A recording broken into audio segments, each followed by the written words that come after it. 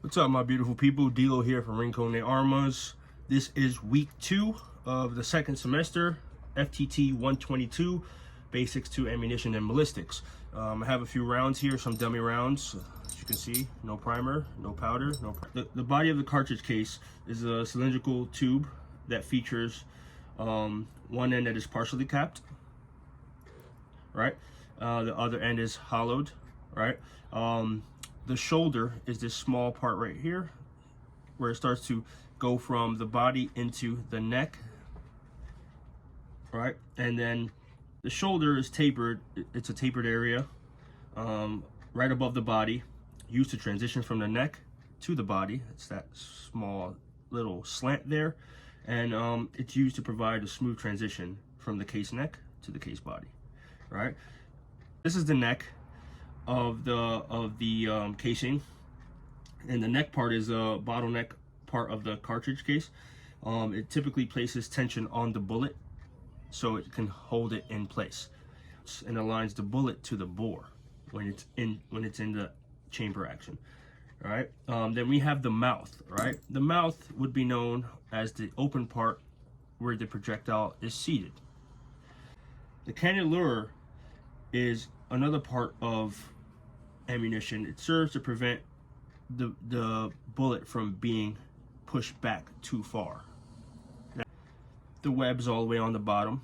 As you can see, the web's on the bottom, typically towards the bottom of the casing. So basically the web is the area between the body and the case head. So it's on the inside. So it's really hard to see, even with no projectile in. It's really hard to see. It's actually a thicker part the lower it goes into diameter, right? The web is down there. And then we have the flash hole. The flash hole is an opening in the center where the primer is placed, so it looks like this. All right, that's a flash hole. It provides a pocket for the primer, as you can see. This one. We have the head of the case, which is the base. If you look at any of these, it is the base. This is the head of the case, right? So the head of the case is the base of the cartridge, contains the primer pocket, and is comprised of partly the rim and extractor groove. The rim, the cartridge case rim, is a lip that is located around the case head. That's this part, right? You can see multiple parts.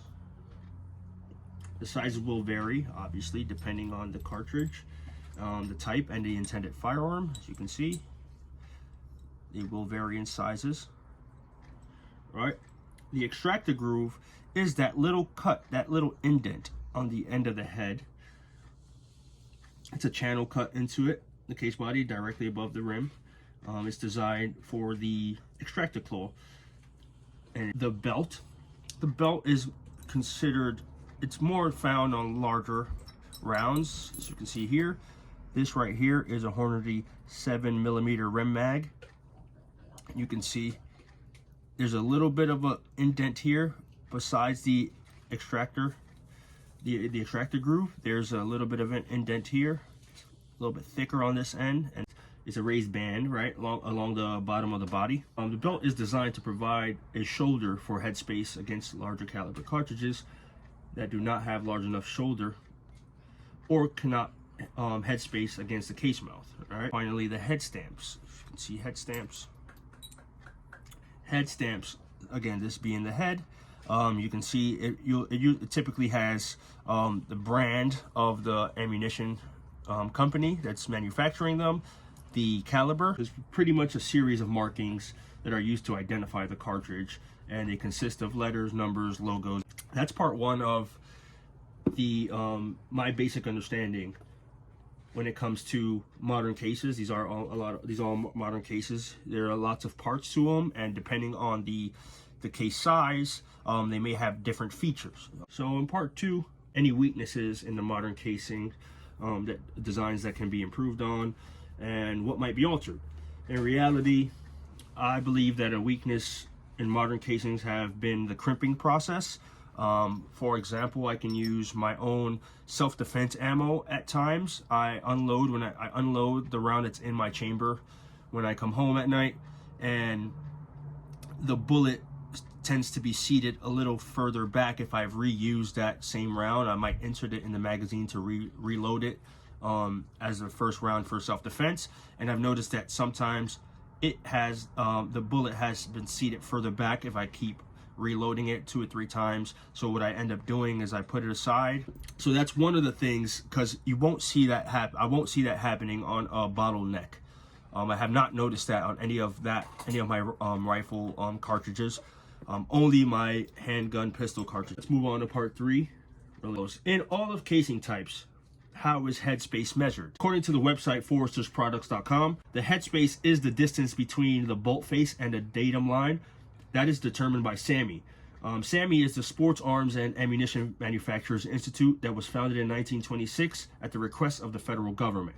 The 3 main purposes were to create and publish industry standards for safety, interchangeability, reliability, and quality. The second reason would be for coordinating technical data, and the third reason was simply to promote safe and responsible firearm use for American civilians. So that's been FTT 122 week 2 assignment for SDI. Thank you guys for watching. I appreciate you guys. You have a great day. Happy shooting.